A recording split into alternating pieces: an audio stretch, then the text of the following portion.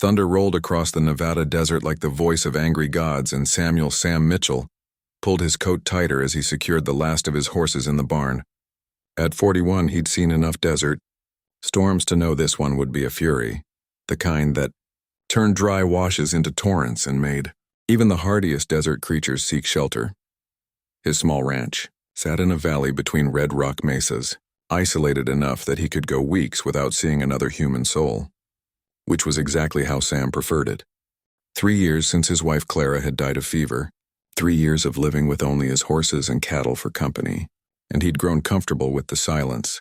The wind picked up, howling through the canyon walls with a sound that could make superstitious men believe in spirits. Sam wasn't superstitious. He was practical, methodical, a man who believed in what he could see, touch, and prove. Ghosts and magic were nonsense peddled by people too lazy to find rational explanations for the world's mysteries. Lightning split the sky as Sam reached his porch, illuminating the desert in stark black and white. In that brief moment, he thought he saw a figure moving across the distance, someone on foot, struggling against the wind. He squinted into the darkness, but the lightning was gone, leaving only the roar of approaching rain. Imagination, he muttered, stepping inside his modest cabin. Nobody'd be fool enough to be out in this weather. The cabin was sparse but comfortable, a main room with a stone fireplace, a small kitchen, and a bedroom barely large enough for his bed and Clara's old dresser. Sam had kept everything exactly as it was when she died, not from sentiment but from simple lack of motivation to change anything. He was building up the fire when the knocking came, 3 sharp raps on his wooden door, audible even over the storm's rage. Sam froze, poker in hand, staring at the door as if it might explain itself. Nobody lived within 20 miles of his ranch. Nobody had reason to be traveling through this country in good weather, let alone during a storm that could kill an unprepared traveler. The knocking came again, more urgent this time. Sam set down the poker and walked to the door, his hand instinctively checking the gun at his hip. "Who's there?" he called out. The voice that answered was female, young, and carried an accent he recognized as Apache, though she spoke English with careful precision. "Please, I need help." Sam's jaw tightened. Apache. In his experience, that meant trouble, though he'd always tried to be fair in his dealings with the local tribes. Still, a lone Apache woman at his door during a storm was beyond unusual. It was unprecedented. "What kind of help?" he asked through the door. "My people, they're sick, dying. I need medicine, supplies. I can pay." Sam hesitated, his practical mind warring with ingrained caution. Every story he'd heard about Apache tactics involved deception, misdirection, and violence. But the voice didn't sound threatening, it sounded desperate. Lightning illuminated the cabin's single window, and in that instant, Sam saw her clearly. A young Apache woman, maybe 25, standing in the pouring rain without adequate shelter. Her long black hair was plastered to her head, her simple dress soaked through, but she stood with a dignity that struck him as remarkable under the circumstances. "You alone?" Sam called out. Yes, against his better judgment, Sam unbarred the door and opened it. The woman stepped just inside the doorway, but no farther, water dripping from her clothes onto his wooden floor. Up close, she was striking, high cheekbones, intelligent dark eyes, and a bearing that suggested strength despite her obvious exhaustion. "Name's Ayanna," she said simply. "And you're Samuel Mitchell." Sam's hand moved toward his gun. "How do you know my name?" "People talk. You're the cowboy who treats Apache fairly, who doesn't shoot first and ask questions never." Ayanna's eyes held his steadily. "I need your help, Mr. Mitchell, not for me, for my people." "What people?" "There's no Apache settlement near here." Ayanna's expression grew pained. "Hidden Canyon, 2 days east. My band, what's left of it. We've been cast out, living in exile." "Cast out for what?" The question hung in the air between them, and Sam saw something flicker in Ayanna's eyes. Hurt, anger, and something that might have been resignation. "They say I'm a witch," she said quietly, "that I bring death wherever I go." Sam stared at the young Apache woman standing in his doorway, rain still dripping from her hair, and felt the weight of a decision that would define more than just this storm-torn night. Everything in his practical experience told him to send her away. Apache witches were dangerous according to frontier wisdom. But something in her direct gaze made him step back and gesture her inside. "Come in before you catch pneumonia," he said gruffly. But keep your hands where I can see them. Ayanna entered with careful movements, her bare feet silent on his wooden floor. She didn't look around his cabin with curiosity or calculation as Sam might have expected. Instead, she stood with the patient stillness of someone accustomed to being unwelcome. "Thank you," she said simply. Sam grabbed a blanket from his bed and tossed it to her. "You can dry off by the fire. Then you can explain what you really want and why you think I'd risk helping someone the Apache themselves considered dangerous." Ayanna wrapped the blanket around her shoulders but remained standing. "You want proof I'm not here to harm you?" Before Sam could answer, she did something that made his blood run cold. Without breaking eye contact, she reached into her dress and pulled out a knife, not to threaten, but to set it deliberately on his table, followed by a small pouch that clinked with what sounded like coins. "I carry weapons because the desert is dangerous," she said calmly. "I carry money because I intend to pay for what I need. And I came alone during a storm because desperation makes people do foolish things." Sam studied her face in the firelight, looking for deception and finding only exhaustion and determination. "Why do your people think you're a witch?" Ayanna's laugh was bitter. "Because I learned English from missionaries. Because I can read and write. Because I know about white man's medicine and use it to help sick animals." She sat down heavily in the chair across from his table. "And because when I was 16 I predicted the drought that killed half our horses." "Predicted how?" "By reading weather signs my grandfather taught me. By understanding that certain cloud patterns and wind changes meant no rain for months. But to people looking for someone to blame for their losses, She shrugged. Easier to call it witchcraft than admit a young woman knew something they didn't. Sam poured himself coffee from the pot by the fire, considering her words. "That's why you were cast out? For being too smart? For being too different? For questioning the elders when they wanted to raid settlements instead of learning to farm? For suggesting we needed to adapt to the changing world instead of fighting it?" Ayanna's voice carried old pain. "For being born female with ideas above my station." The story had an uncomfortable ring of truth. Sam had seen enough human nature to know that communities often turned on their own when fear and desperation took hold. "Tell me about your people who are sick," he said. Ayanna's expression grew urgent. 43 men, women, and children living in a hidden canyon. We've been there 8 months, trying to survive on what we can hunt and gather. But 3 weeks ago the fever came. What kind of fever? High temperature, terrible cough, weakness that won't go away. The old medicines aren't working. 5 have died already, including my uncle who led us after the exile. Her voice broke slightly. The children are getting worse. Sam felt a familiar tightness in his chest, the same helplessness he'd felt watching Clara waste away from fever while he stood by powerless to help. Why come to me? Why not go to the trading post in Silver Creek? Because they won't sell medicine to Apache. Because they're afraid we'll use it to poison their wells or treat our warriors before raids. Ayanna met his eyes. Because you're the only white man within 100 miles who's ever shown Apache any kindness. What kindness? 2 summers ago you found an Apache boy with a broken leg. Could have left him to die or turned him over to the territorial marshal. Instead, you set his leg and brought him to the edge of tribal land. The boy was my cousin. Sam remembered, a kid of maybe 12, more terrified than hostile, who'd apparently fallen from his horse while hunting. It had seemed like simple human decency to help him. That was nothing, Sam said. That was everything, Ayanna replied. It proved you see Apache as people, not just enemies or obstacles. Lightning crashed outside, closer now, and the cabin's windows rattled with thunder. Ayanna flinched slightly at the sound, the first sign of vulnerability she'd shown. What exactly are you asking me to do? Sam said. Come with me to Silver Creek, buy medicine, supplies, food. I have money, saved from selling beadwork to sympathetic traders. But they won't sell to me. And if I'm seen helping Apache exiles, if word gets out that I'm supporting people some consider dangerous witches, Ayanna studied his face in the firelight. Then you'll be an outcast too. I understand if that's too much to ask. Sam looked into her dark eyes and saw something that reminded him powerfully of Clara.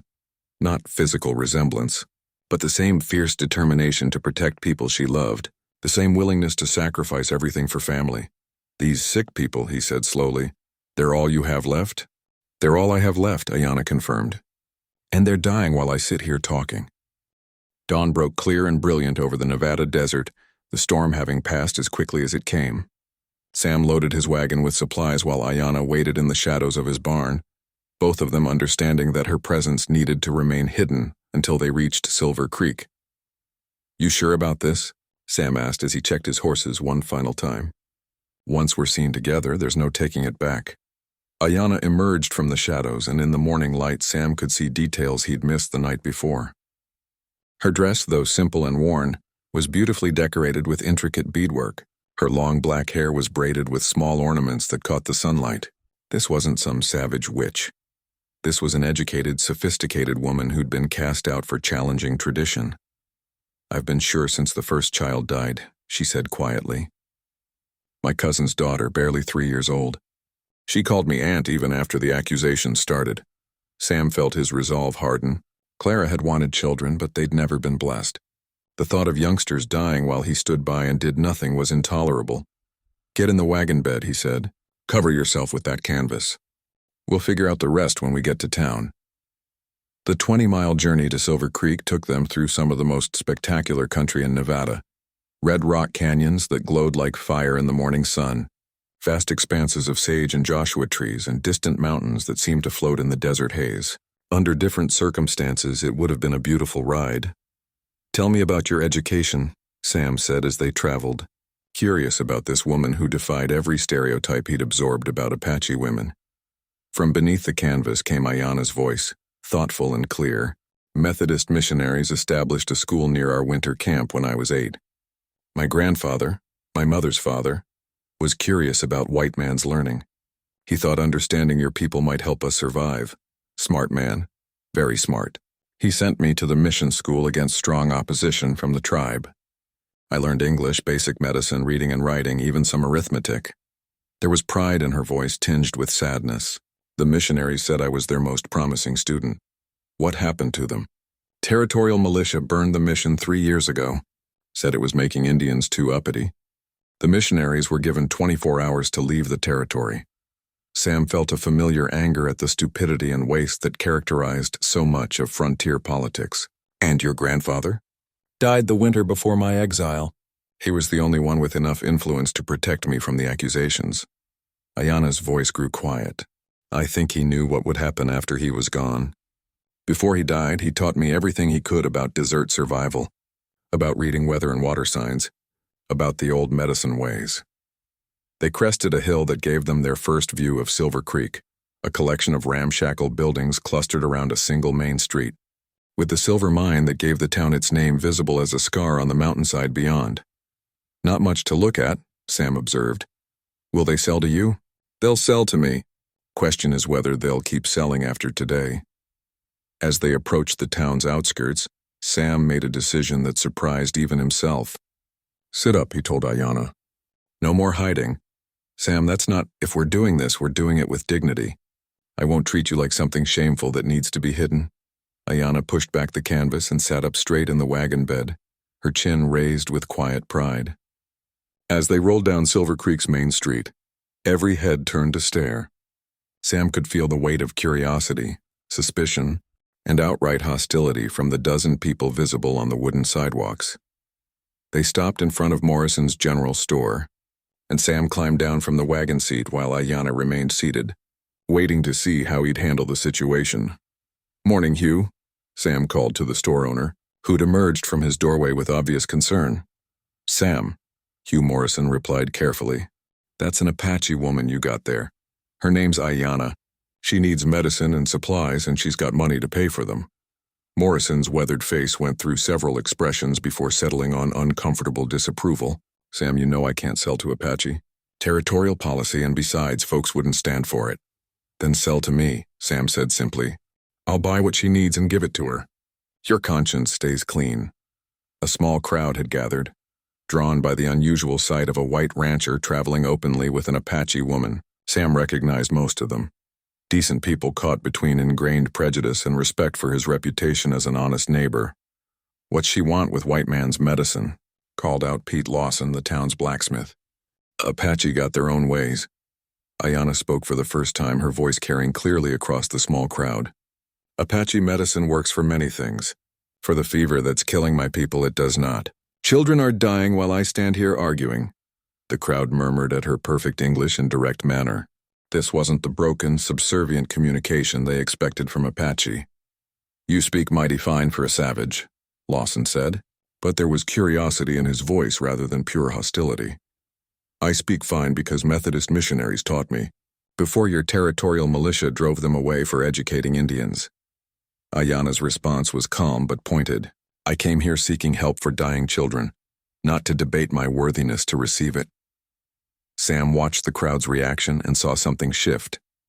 Her dignity, her obvious education, and her straightforward appeal for help were challenging their assumptions about Apache character. "Hugh," Sam said to the store owner, "make me a list of prices for fever medicine, clean bandages, and basic supplies for 40 people. Miss Ayana here will pay cash." The transaction at Morrison's general store became the most tense 30 minutes Sam had experienced since Clara's death. Hugh Morrison reluctantly agreed to sell to Sam, but every item required negotiation as a small crowd of townspeople gathered to witness this unprecedented event. Quinine for fever, Hugh read from his list. Bandages, clean water containers, basic foodstuffs. He looked up nervously. "Sam, this is enough medicine to treat an army." "What exactly is going on?" Ayana stepped down from the wagon, moving with quiet dignity despite the stares. 43 people living in exile. Fever has killed 5 already, and more will die without proper treatment. 43 Apache hiding somewhere in the territory. Deputy Marshal Johnson pushed through the crowd, his hand resting on his gun. "Where exactly?" "Peaceful people trying to survive," Ayana replied calmly. "Not raiders, not threats to anyone. Families with children and elders who were cast out for political differences." "Political differences?" Johnson's skepticism was obvious. "Or planning raids from a hidden base?" Sam felt tension ratchet up around them and stepped closer to Ayana. "Deputy, this woman came to me during a storm, alone and unarmed, asking for help with sick children. If she was planning trouble, this seems like a poor way to go about it." Dr. Benjamin Hayes, Silver Creek's only physician, emerged from his office across the street and approached the group. He was an elderly man with kind eyes who'd earned respect throughout the territory for treating anyone who needed help, regardless of their ability to pay. "Did I hear someone mention fever?" Dr. Hayes asked. "What are the symptoms?" Ayana looked to Sam, who nodded encouragingly. "High temperature that won't break, terrible cough, weakness that gets worse each day. The old ones and the very young are most affected." Dr. Hayes frowned thoughtfully. "Sounds like it could be influenza. Been cases reported from California to Colorado this year. How long since the first symptoms appeared?" 3 weeks. "We've tried willow bark tea, sweat lodges, everything our medicine woman knows. Nothing helps." "Influenza can kill if not properly treated," Dr. Hayes said gravely, "especially in a population with no previous exposure." He looked around the crowd. "Miss, what's your medical training?" "Mission school taught me basic anatomy, wound treatment, herb preparation. My grandfather taught me traditional Apache healing, but this fever is beyond what either tradition can handle." Dr. Hayes studied Ayana with growing respect. "You understand the principles of disease transmission? Quarantine procedures? I understand that sick people need to be separated from healthy ones, that hands must be washed between patients, that bedding and eating utensils must be kept clean." Ayana's answer demonstrated knowledge that impressed even the doctor. "Remarkable," Dr. Hayes murmured. "Young woman, you have better medical understanding than half the territorial officials I've met." Deputy Johnson wasn't convinced. "All very interesting, but the fact remains we've got illegal Apache hiding somewhere in territorial jurisdiction." "I need to know where." "They're not illegal," Sam interjected. "They're people trying to survive, and they're dying while we stand here debating politics." Dr. Hayes made a decision that changed everything. "Deputy, I'm going with them." The crowd went dead silent. Johnson's mouth fell open. "Doc, you can't be serious. Entirely serious. If there's influenza spreading in an isolated population, it needs proper medical attention before it becomes an epidemic that could affect everyone in the territory." Dr. Hayes looked directly at Ayana. "Miss, would your people accept help from a white doctor?" Ayana's eyes filled with tears. She quickly blinked away. "Dr. Hayes, they would accept help from anyone willing to give it. We've watched children die for 3 weeks. Then it settled. Hugh, add my medical supplies to that order. I'll need sutures, laudanum, everything for treating severe influenza." Deputy Johnson stepped forward. "I'm going too." Territorial law requires official presence when dealing with undocumented Apache populations. Fine, Sam said. But we go as healers, not as law enforcement. These people need help, not harassment. As they loaded the expanded supplies into Sam's wagon, Ayanna pulled him aside. Sam, you don't understand what you're risking. If Deputy Johnson decides my people are a threat, then we'll deal with that when it happens, Sam replied. Right now, children are dying, and we have medicine that can help them.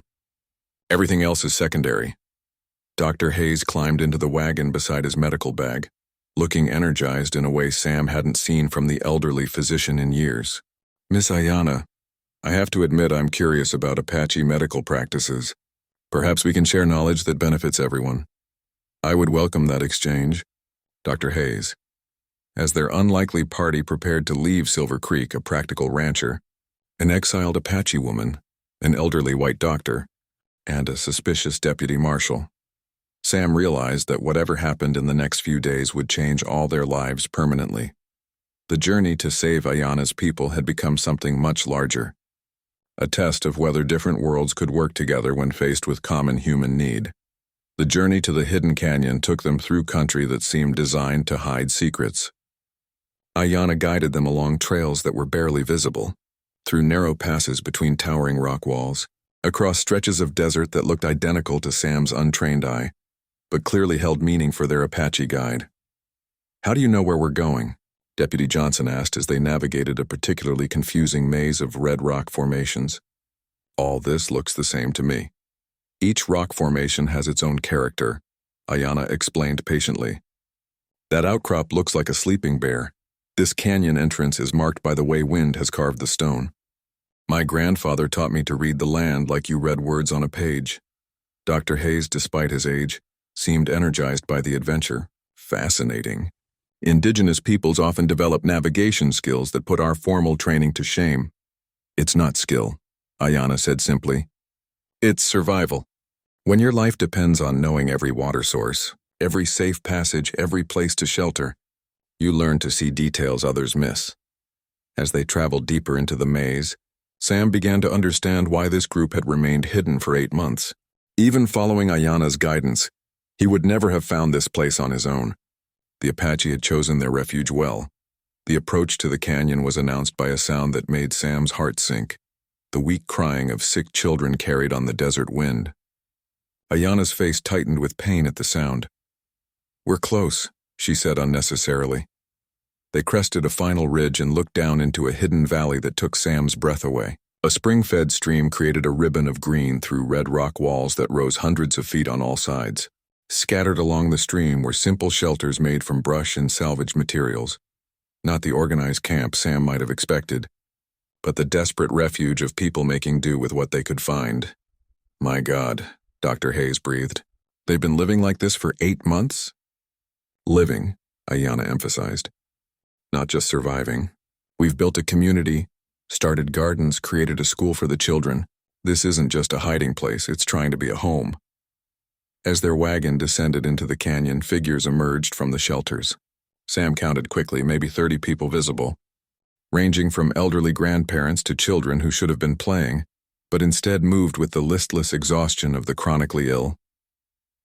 An elderly Apache man approached their wagon, his weathered face showing suspicion mixed with desperate hope. He spoke to Ayanna in rapid Apache, his tone clearly questioning her decision to bring strangers to their hidden sanctuary. Ayanna responded in the same language, her voice respectful but firm. Sam couldn't understand the words, but the emotional content was clear. She was explaining their presence, asking for trust, promising help. What's she telling him? Deputy Johnson asked nervously, his hand near his weapon. She's introducing us, Dr. Hayes said before Sam could answer, and explaining why we're here. Basic diplomacy, Deputy. The elderly man studied each of the 3 white men carefully, his dark eyes holding the wariness of someone who'd learned that good intentions from whites often led to bad outcomes for Apache. Finally, he spoke to Ayanna again. He says his name is Nalnish, Ayanna translated. He's the eldest here, our unofficial leader since my uncle died. He wants to know if you've come to help or to harm. To help, Sam said directly to Nalnish, meeting the old man's eyes. We brought medicine for the fever. Dr. Hayes climbed down from the wagon with his medical bag. May I examine the sick ones? Nalnish nodded slowly and led them toward the largest shelter. Inside, Sam encountered a sight that would haunt his dreams for years. 8 people, from a grandmother to a boy of perhaps 6, lying on makeshift beds, their faces flushed with fever, their breathing labored and painful. "How long have they been like this?" Dr. Hayes asked, immediately moving to examine the nearest patient. 5 days without improvement, Ayana replied. The fever broke briefly in some, then returned worse than before. Dr. Hayes worked with practiced efficiency, checking temperatures, listening to lungs, examining throats. His expression grew increasingly grim as he moved from patient to patient. "Definitely influenza," he confirmed. "Severe cases that could turn to pneumonia without proper treatment." He looked around the shelter. "We need to separate the sick from the healthy immediately, establish proper ventilation, begin aggressive treatment with quinine and supportive care." "Doctor," Deputy Johnson interrupted, "I need to document exactly how many people are here, their tribal affiliations, whether any are wanted for territorial crimes." "Deputy," Sam said firmly, "right now we're doctors, not law enforcement. People are dying." Nalnish had been listening to their exchange with obvious understanding despite the language barrier. He spoke to Ayana, who translated with a slight smile. "Nalnish says the deputy is welcome to count people and ask questions, but first he should help carry water and gather firewood. Everyone who enters this canyon works for the good of the community." Deputy Johnson looked uncomfortable but nodded reluctantly. "I suppose that's fair." As Dr. Hayes began organizing medical care and Sam started unloading supplies, Ayana moved among her people with obvious love and relief. These weren't faceless Apache exiles. They were her family, chosen through shared hardship and mutual loyalty.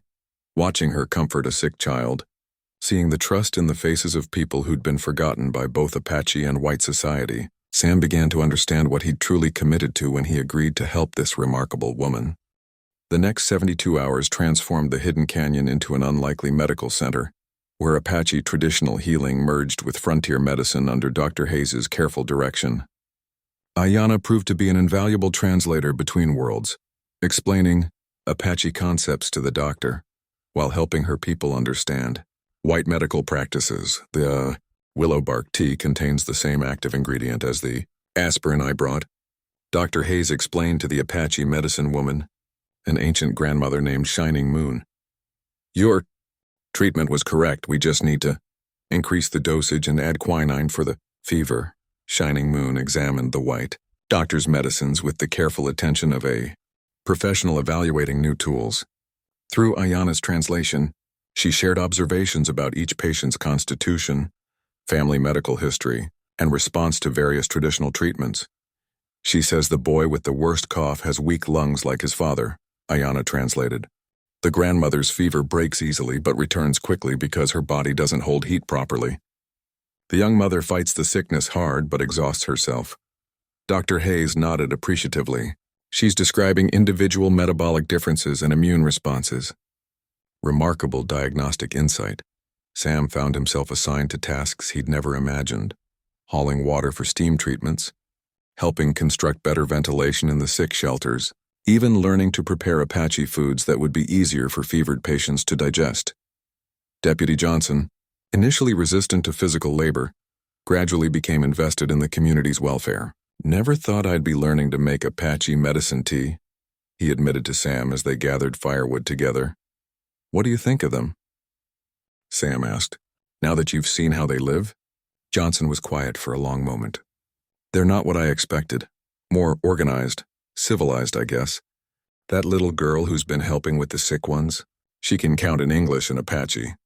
Kid's maybe 8 years old. The breakthrough came on the 3rd day when the youngest patient, a 3-year-old boy whose fever had raged for over a week, opened his eyes and asked for water in a clear voice. Dr. Hayes' combination of quinine, traditional Apache remedies, and careful nursing had finally broken the fever's hold.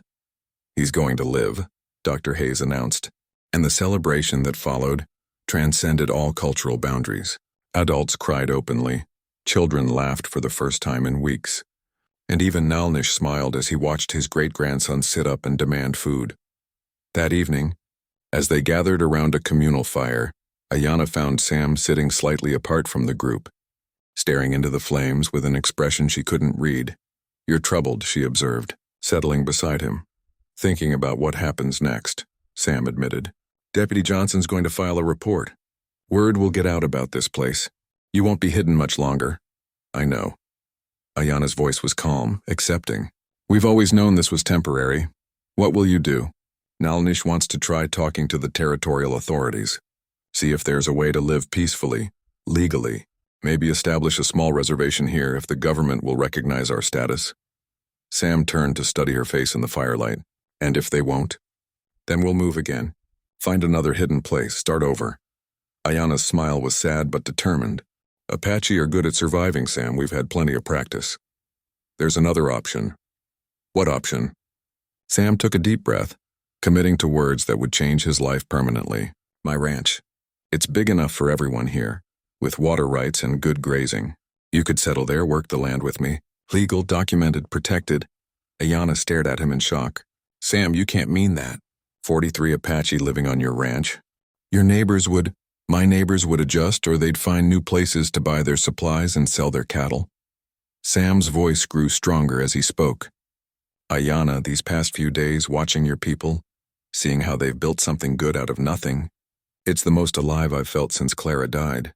You're offering us a home. I'm offering us a partnership. Your people know desert farming, animal husbandry, traditional skills that could make the ranch more successful than it's ever been, and I know legal systems, territorial politics, how to navigate white bureaucracy. Dr. Hayes approached their conversation with obvious eavesdropping satisfaction. If I might interrupt, I think Sam's proposal has considerable merit. Miss Ayana, your people's medical knowledge combined with formal medical training could establish a treatment center that serves the entire territory. You'd stay too? Ayana asked. My dear, I'm 71 years old and have never been more intellectually stimulated. Yes, I'd stay. We could train Apache healers in white medical techniques while I learn traditional remedies that clearly work. Deputy Johnson joined their expanding circle. For what it's worth, I'll be recommending in my report that this group poses no threat to territorial security. If anything, they could be valuable assets, scouts, translators, medical knowledge that could save white lives too. Ayana looked around the firelit canyon at her people, some still recovering from fever, but all of them stronger, more hopeful than they'd been in months. Children were playing again. Adults were making plans beyond simple survival. And for the first time since her exile, she could envision a future that included belonging somewhere. I'll need to discuss this with Nalnish and the others, she said finally.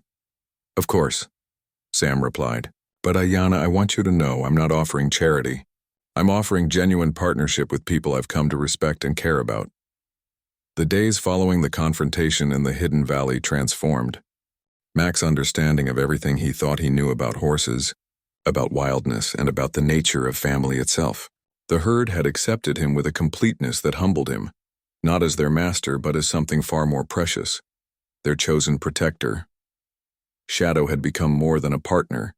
He'd become Mac's guide into a world where communication transcended words and relationships were built on trust, rather than dominance. Under the stallion's patient teaching, Mac learned to read the subtle language of horse society, to understand the complex hierarchies and relationships that governed herd life. The ancient mare, whom Mac had privately named Wisdom, became his most challenging teacher. She pushed him to think beyond human limitations, to see the world through eyes that valued freedom above safety, connection above possession. She's testing me, Mac told Shadow one evening as they watched the sunset paint the valley walls in shades of gold and crimson, seeing if I really understand what I've been accepted into. Shadow's response was to rest his great head on Mac's shoulder, a gesture that had become their evening ritual. The stallion's trust remained absolute, but Mac could sense something building in the herd's dynamics, a decision approaching that would change everything once again. The change came on a crisp morning when Wisdom approached Mac directly, her ancient eyes holding a gravity that made his chest tighten with apprehension. When she began to walk toward the valley's entrance, every horse in the herd fell into formation behind her. Where are we going? Mac asked Shadow. But the stallion's expression held the same purposeful determination as the old mare's. The answer became clear as they climbed out of the hidden valley and began following a trail Mac had never seen before. This wasn't a flight from danger, it was a pilgrimage. The herd moved with ceremonial precision, as if approaching something sacred. After hours of climbing through increasingly rugged terrain, they emerged onto a plateau that took Mac's breath away. The flat expanse stretched for miles, covered in grass so rich it seemed to glow in the afternoon light. But it was what lay at the far end of the plateau that made Mac's heart race with understanding. A small ranch nestled against the base of a towering cliff. Its buildings weathered but sound, its fences intact but gates standing open. Smoke rose from the chimney, and in the corrals, Mac could see horses, domestic horses that grazed peacefully beside several wild ones. Someone's already doing what I never imagined possible, Mac breathed. As they approached the ranch, a figure emerged from the main house, a woman in her 50s with silver-streaked hair and eyes that held the same wild wisdom Mac had learned to recognize in wisdom. When she saw the approaching herd, her face lit with joy and recognition. "Shadow," she called out, and the black stallion left Mac's side to gallop toward her with obvious delight. "You brought him." The woman's name was Elena Vasquez, and her story unfolded over coffee and fresh bread as the herd settled into the pastures around her ranch like they owned the place, which, Mac realized, they essentially did. "My husband started this place 20 years ago," Elena explained, her accented English carrying the music of her Mexican heritage. "He believed wild horses and humans could coexist if we approached them as partners, rather than property. When he died 5 years ago, I continued his work." Elena's ranch was a sanctuary in the truest sense, a place where wild horses could choose to interact with humans or maintain their freedom as they saw fit. Some stayed permanently, becoming partners in the ranch work. Others visited seasonally. All were free to leave whenever they chose. "Shadow's been bringing wounded horses here for 3 years, Elena continued. "He seems to know which ones need healing, which ones need protection, but he's never brought a human before." Mac felt the weight of that observation settle on his shoulders. "Why me?" "Because," Elena said, studying his face with eyes that missed nothing, "you're wounded too. And because Shadow sees something in you that even you don't see yet." That evening, as Mac walked among the horses in Elena's pastures, he began to understand what Shadow had been leading him toward all along. This wasn't just about saving a wild horse from cruel captors. It was about discovering that home wasn't a place you built walls around, but a community you chose to protect. "You want me to stay," Mac said to Shadow as the stallion appeared beside him in the gathering dusk. "This is what you were asking for that first morning, isn't it? Not just protection from those men, but a partner in something bigger." Shadow's soft nicker seemed to confirm his understanding, but there was something else in the stallion's dark eyes, a question that Mac was only beginning to comprehend. "You're asking if I'm ready to belong somewhere again," Mac realized. "If I'm brave enough to build something instead of just wandering through the ruins of what I lost." The answer came not in words but in the sudden understanding that Elena's ranch represented exactly what he'd been searching for without knowing it. A place where the broken could heal, where the wild could choose domesticity without losing their wildness, where family could be built from choice rather than blood. 3 months later, Mac stood on the porch of what had become his home, watching Shadow lead a group of young colts through their morning training. The black stallion had proven to be not just a remarkable partner, but an exceptional teacher, showing the younger horses how to work with humans while maintaining their wild dignity. Elena's ranch had transformed under Mac's skilled hands.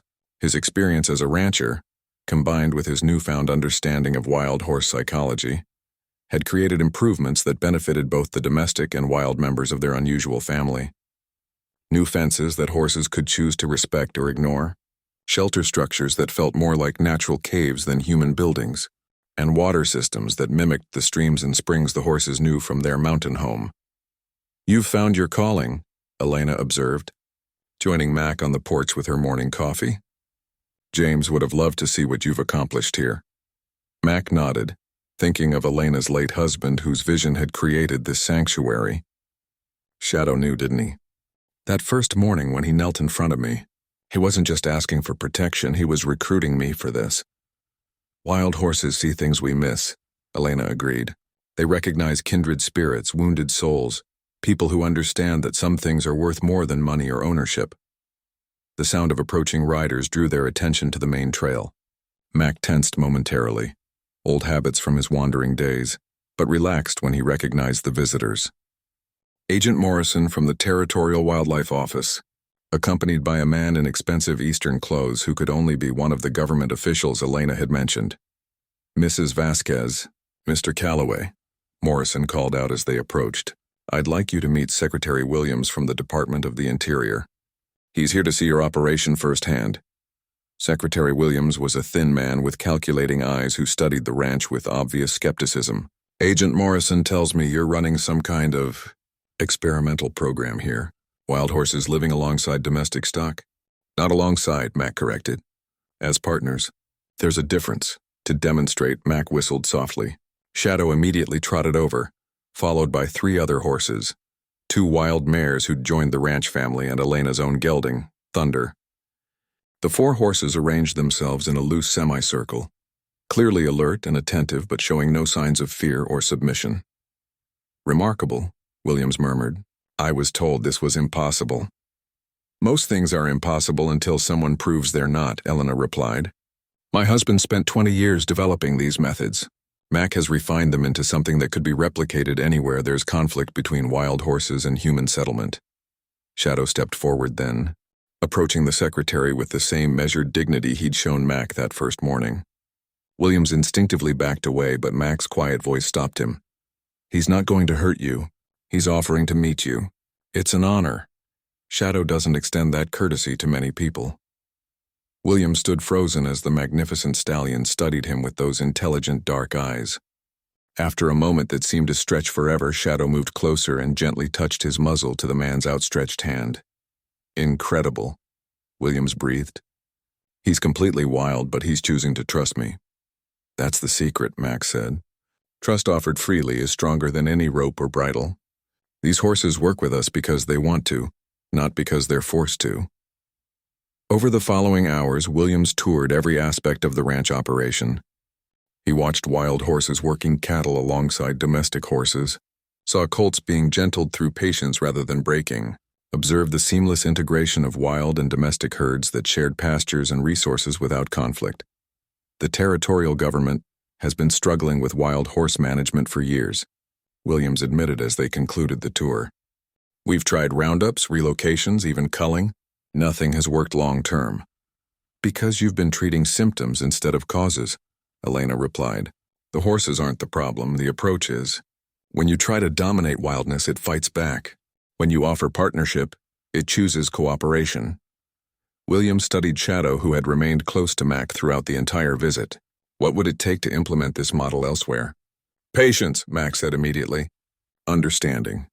And people willing to see horses as partners rather than property. The government would be interested in funding a pilot program, Williams said slowly. Several locations, trained personnel, scientific documentation of results. Mac felt Shadow's warm breath on his shoulder as the stallion moved closer. In those dark eyes, Mac saw the same trust that had been offered on that morning months ago, when a wild horse had chosen to kneel before a broken cowboy. On one condition, Mac said. The horses get to choose. No force, no coercion. If they decide partnership isn't what they want, they're free to leave. Always. Williams nodded slowly. Agreed. When can you start? As the official party prepared to leave, Mac found himself standing once again in the place where his journey had begun, beside Shadow, facing an uncertain future but no longer alone. You knew this would happen, Mac told the stallion. You saw something in me that I couldn't see in myself. Shadow's response was to rest his great head on Mac's shoulder, the gesture that had become their signature communication. In that touch, Mac felt the completion of a circle that had begun with grief and wandering but had led to purpose, family, and hope. That evening, as Mac and Elena sat on the porch watching the sunset paint the mountains in shades of fire and gold, the sound of horses moving freely through the pastures created a symphony of contentment that spoke to something deep in Mac's soul. Sarah would have loved this place, Mac said quietly, speaking his late wife's name aloud for the first time since the fire. She always said the best things in life came from trust, not control. Elena smiled, understanding the significance of that revelation. She sounds like she was wise. She was. And she would have understood what Shadow was really asking for that first morning. What was he asking for? Mac watched Shadow emerge from the pasture, moving with the fluid grace that never failed to take his breath away. The stallion approached the porch and settled himself in his favorite spot, close enough to touch but maintaining the dignity that was essentially his. He was asking if I was ready to love something wild without trying to tame it, Max said. If I was brave enough to build a family based on choice rather than ownership. If I could trust enough to let my heart belong somewhere again. As the first stars appeared in the darkening sky, Mac reached out to stroke Shadow's neck, feeling the trust that flowed between them like a living thing. The wild horse who had knelt before a lone cowboy had given him something more precious than partnership. He'd given him back the ability to believe in tomorrow. The cowboy who had wandered for 3 years, carrying grief like a weight around his heart, was home at last. Not because he'd found a place to stay, but because he'd learned to love wild things while letting them remain wild, and discovered that some bonds grow stronger when they're freely chosen, rather than forcibly forged.